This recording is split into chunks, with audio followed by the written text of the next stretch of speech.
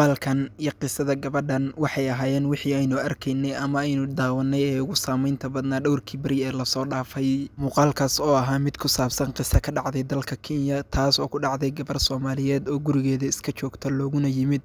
si xunna loogu galay ama la rabay in nafteeda laga gooyo. Taas oo ahayd wixii ugu saameynta badnaa ee dhowrkii beri ee lasoo dhaafay kusoo laalaabanayay gudaha dalka Kenya iyo dadka Soomaaliyeed ee ku nool halkaas. Maalmihii aynu soo dhaafnay dalka Kenya iyo halkaas waxaa inaga soo gaarayay fiidiyoyaal, muuqaallo iyo qisooyin aad u xanuun badan, kuwaas oo ku dhacayay gabdha Soomaaliyeed oo ay fuliyeen shilalkaas dad dalkaas u dhashay Kenya iyo sidoo kale ay ku jiraan dad Soomaaliyeed. Falalkaas xun oo dembiyada ah oo dhacay dhammaantoodna waxaa la rabay in lagu qaarajiyo gabdha Soomaaliyeed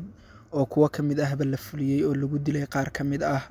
iyadoona halkaas lagu dilay 2 gabdhood iyo hooyadood oo ahaa kuwa ku nool dalkaas Kenya. Sidoo kalena muddo 1 maalin ka hor ah gabadhan aan muuqaalkeena u jeedno uu dhaawac ka soo gaaray mishiin la rabay in lagu dilo ama lagu qaarajiyo, la rabayna wax allaale wixii gurigooda yaalla in lagu qaato. Taas ma aysan noqonin mid u fusha sidii la rabay oo waxaa qorneed in ay sii noolaato oo waqtigeeda ayaa waqti ka dhimanaa. Balse dhowrkii beri ee lasoo dhaafay falalkan soo laalaabtay oo ahaa kuwo isku mid ah ayaa waxa ay yihiin kuwo ay sababeen dadka Soomaaliyeed iyo waxyaalo badan oo ay fududaysteen dadkaas oo ahaa wax aad u dhib badan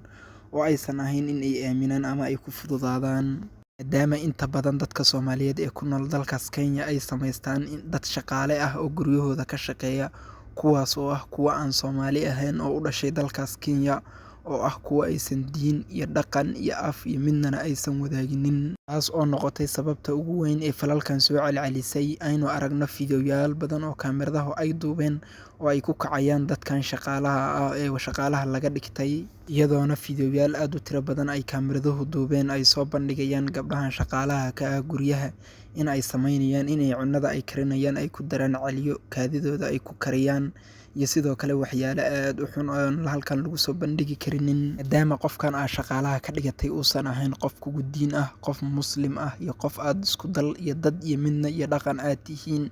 oo uu yahay qof lacag raadinaya oo lacag yar kaa qaadanaya, oo xataa haddii uu doono sun badarka kuugu karin kara si aad u dhimatid, oo uu qaata alaabta guriga ku taalla ama carruurtaada uu kaaga xada kadibna uu uga gato. Balse haddii aynu dadka Soomaaliyeed nahay, waxa aynu nahay dadka halistaas u bareeray